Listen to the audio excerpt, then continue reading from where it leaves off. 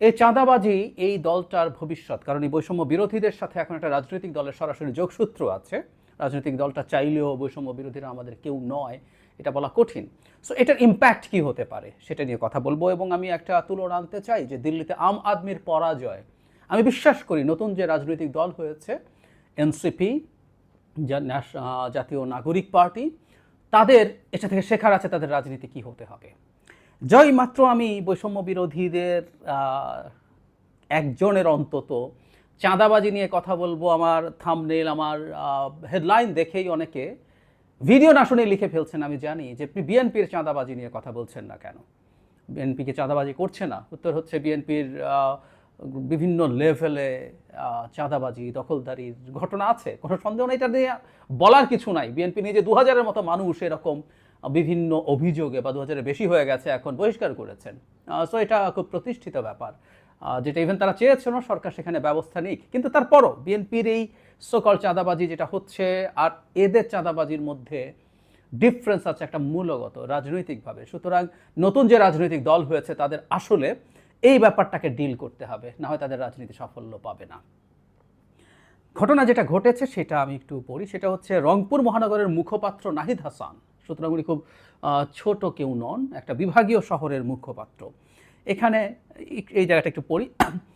ভিডিওর কথোপকথনে নাহিদ বলেন, আপনি তো দেখেছেন বিষয়টি কোথায় গেছে, আপনি কথা বলেন, যদি আপনার মনে হয় একটু করবেন, একটা সংগঠন করতে গেলে কি কি করতে হয় আপনি তো জানেন, হচ্ছে কথা। আমি চাচ্ছি না আপনার কোনো সমস্যা হোক।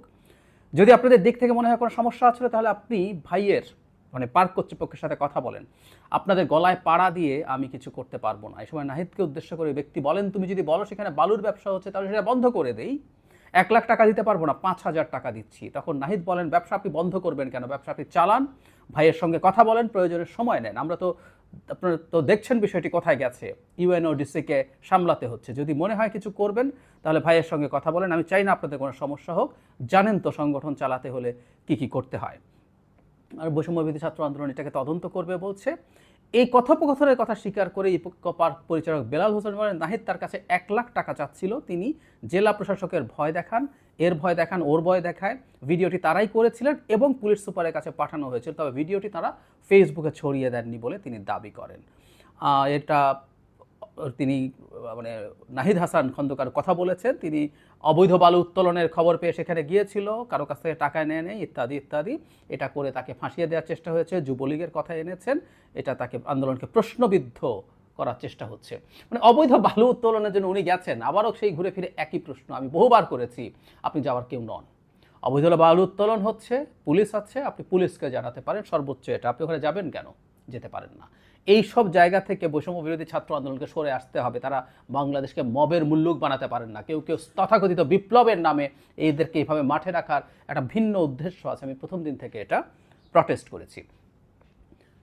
আমি এই আন্দোলনকে এই কথাটা বলতে চাই। এখন ধরুন চাঁদাবাজির এই কথাটা প্রতিষ্ঠিত যদি হয়, এটাতে অডিও আছে এবং এটা চেক করলে জানা যাবে, এবং আমি ধারণা করি এটা সঠিক। কারণ আমাদের পারসেপশন আছে যে বৈষম্য বিরোধী ছাত্র আন্দোলনের বা জাতীয় নাগরিক কমিটির কেউ কেউ, সংখ্যাটা অনেক বেশি তা বলবো না, আবার সংখ্যাটা খুব ছোটও না, নানা ধরনের অনিয়মের সাথে জড়িত হয়ে গেছেন, বিভিন্ন রকম তদবিরবাজিতে জড়িয়েছেন, তারা এই তদবির করে টাকা পয়সা নিচ্ছেন, এই অভিযোগ আছে, চাঁদাবাজির কথা আছে, এগুলো আসলে আছে। প্রায় বলি যে আমরা তো আসলে আকাশে থাকি না, বিদেশে থাকি না, এই দেশে থাকি, এই দেশের মানুষের সাথে থাকি, তাই জানি। এবং অনেক তথ্য এখনও মিডিয়ায় আসেনি, মিডিয়া এখনও অনেক ক্ষেত্রে ছাড় দিচ্ছেন কিংবা মব তৈরির ভয় করছেন। এখন প্রশ্ন হচ্ছে, যখন এই কথা আসবে আমি অবাক হয়ে দেখি যে নতুন রাজনৈতিক দল তৈরি হওয়ার আগে জাতীয় নাগরিক কমিটির সবাই বিএনপিকে টানে। মানে বিএনপিও তো, যেমন তাদেরকে যখন বলা হলো আপনাকে কিংস পার্টি, তারা বলছেন বিএনপিও তো কিংস পার্টি। এগুলো খুব ঠুনকো যুক্তি, খুবই খুবই খুবই মানে ব্যর্থ যুক্তি হবে বলে আমি মনে করি। তারা তাদের ব্যাখ্যাটা একটু চেঞ্জ করবেন। আমি আমার জায়গা থেকে আমার টেকটা জানিয়ে রাখি, কারণ অনেকের কাছে হয়তো বিশ্বাস হবে না যে আমি তাদের রিয়াল ওয়েল উইশার। তাদের সমালোচনা করি অনেক ক্ষেত্রে, আজও করছি, কিন্তু সত্যি ওয়েল উইশার। আমি চাই এই দলটা গড়ে উঠুক, এই দলটা একটা কাউন্টার ফোর্স বিএনপির হয়ে উঠুক। আওয়ামী লীগকে আমি কাউন্টার ফোর্স বিএনপির হওয়া কোনোভাবেই, কারণ আমরা যদি কোনো দল দাঁড়াতে না পারে, কোনো একদিন আওয়ামী লীগ আবার ফেরত আসতে পারে তার কাউন্টার ফোর্সে, সেটা আওয়ামী লীগ নামে বা অন্য কোনো নামে। আওয়ামী লীগ নিষিদ্ধ হলেও সে অন্য কোনো নামে ফিরে আসবে।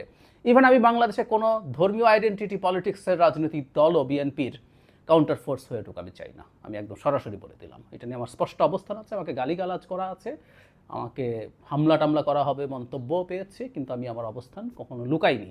সো আমি খুব চাই বৈষম্য বিরোধী ছাত্র আন্দোলন আর জাতীয় নাগরিক কমিটি থেকে এসে যারা জাতীয় নাগরিক পার্টি করলেন, এই দলটা বাংলাদেশের বিকল্প, বিএনপির বিকল্প দলটা হোক, এবং তারা এমন দল হিসাবে গড়ে উঠুক তারা জনগণকে সত্যিকার অর্থে স্বপ্ন দেখাতে পারবেন, এবং তাদের এই স্বপ্ন দেখানোটা এত এফেক্টিভ হবে যে বিএনপিকেও চাপে পড়ে অনেক কিছু করতে হবে। সো আমি আমার সাজেশনটা তাদেরকে দিতে চাই, সেটা হচ্ছে এইরকম, মানে বিএনপি চাঁদাবাজি করছে, তাদের ভাষ্য মতো যদি এরকম হয় তারা অনেক করছে, আমরা একটু অল্প করছি তাই আমাদেরকে ভোট দিও, এটা আসলে কাজ করবে না। এই রাজনৈতিক দলটা তৈরি হয়েছে কতগুলো স্লোগানকে সামনে এনে। তারাই বলছেন, এগুলো কেউ তাদের উপর ইম্পোজ করেননি। তারা প্রচলিত রাজনৈতিক ব্যবস্থাকে পছন্দ করেন না, ফ্যাসিবাদী ব্যবস্থা, দুর্নীতিপরায়ণ ব্যবস্থা, এবং তারা দাবি করছেন শুধু শেখ হাসিনাকে পতনের জন্য না, পুরো ব্যবস্থা পাল্টে ফেলার জন্যই এই গণঅভ্যুত্থান হয়েছে। আমি এটা আর্গু করি, কিন্তু আমি আজকে সেই আলোচনা সরিয়ে রাখি, আমি তাদের কথাই সঠিক বলে ধরে নিচ্ছি। তাই যদি হয়ে থাকে, তাদের আসলে এটা পরিবর্তনের জন্য তাদেরকে তাদের মতো করে তৈরি করতে হবে। আদারওয়াইজ বিএনপি কি করছে, আওয়ামী লীগ কি করেছে, ওটা দিয়ে তারা আসলে রাজনীতির মাঠে টিকে থাকতে পারবেন না। আপনি মানুষকে যা বলছেন, যে স্বপ্ন দেখাচ্ছেন, সেটার ভিত্তিতেই মানুষ আসলে আপনাকে বিবেচনা করে, আপনাকে ওর সাথে তুলনা করতে যাবে না। বিএনপি কি এদেশের রাজনৈতিক ব্যবস্থা পুরো পাল্টে ফেলার কথা একবারও বলেছে? খেয়াল করবেন, গণঅভ্যুত্থানের পরও বিএনপি পুরনো ব্যবস্থাটা রেখেই তার সংস্কার করে ঠিকঠাক করার কথা হচ্ছে। খুব আমূল কোনো পরিবর্তনের কথা বিএনপি মানুষকে কমিটমেন্ট কিন্তু দিচ্ছে না।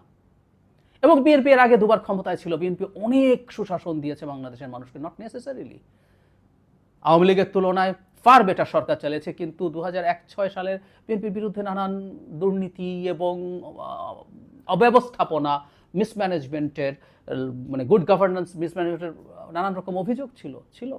এরপর আওয়ামী লীগ যা করেছে সেই তুলনায় ওটা কিছুই ছিল না, কিন্তু অভিযোগ ছিল। সুতরাং বিএনপি বা আওয়ামী লীগের মতো দল কি করবে, মানুষের এক ধরনের ধারণা আছে। কিন্তু আমরা যেটা বিশ্বাস করি সেটা হচ্ছে, একটা গণতান্ত্রিক ব্যবস্থা, একটা নির্বাচন যদি সুষ্ঠুভাবে একটার পর একটা হতে থাকে, তাহলে এই অবস্থা মানে পরিবর্তিত হয়, অবস্থা পাল্টে যেতে বাধ্য। এটা আমরা বিশ্বাস করি, এভাবেই বলি। কিন্তু এই দলটা যখন, তাকেও ঠিক ওইভাবে আসলে বিবেচনা করবে। আমি আম আদমির কথা কেন বলছিলাম? দিল্লিতে আম আদমি পরাজিত হয়েছে, যে আম আদমি বিশাল ব্যবধানে বিজেপির মতো সর্বভারতে সর্বজয়ী বিজেপিকে ধরাশায়ী করেছে, সেটা এবার হেরে গেল, বেশ বাজেভাবে হারলো বলা যায়। কেন? নানা রকম অ্যানালিসিস আছে। প্রধান কারণ আমার কাছে যেটা মনে হয় সেটা হচ্ছে, এবং অনেকেই, ভারতের অনেক বিশ্লেষকও সেটাই বলছেন, যে আম আদমি যে প্রতিশ্রুতি দিয়েছিল সেই প্রতিশ্রুতিতে সমস্যা হয়েছে। আম আদমির খুব গুরুত্বপূর্ণ প্রতিশ্রুতি ছিল দুর্নীতিমুক্ত সুশাসন ভিত্তিক একটা সরকার তৈরি করা। মানে উনি আইডেন্টিটি পলিটিক্সের, আমি কেজরিওয়ালের রাজনীতিকে খুব স্ট্রংলি একটা সময় সাপোর্ট করেছি একটা জায়গায়, সেটা হচ্ছে ভারতে যখন আইডেন্টিটি পলিটিক্সের জয়কার, তখনও আম আদমি, কেজরিওয়াল আইডেন্টিটি পলিটিক্সের জোয়ারে ভেসে যাননি। তিনি ওয়েলফেয়ারের কথা বলেছেন, মানুষকে সার্ভিস দেওয়ার কথা বলেছেন, এবং সেটা দিয়ে জিতেছেন। খুবই চমৎকার ব্যাপার ছিল। কিন্তু যখনই সেই জায়গাটায় সমস্যা হলো, মানুষ কিন্তু ধাক্কা খেয়েছেন।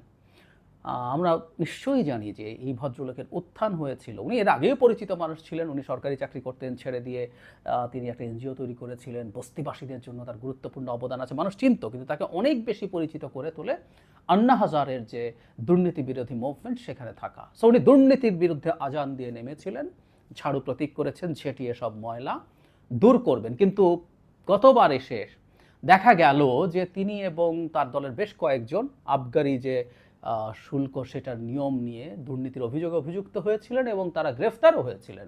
এবং সেই অভিযোগটাকে নিপীড়ন হিসেবে না, মানুষের কাছে এটা ক্রেডিবল মনে হয়েছিল।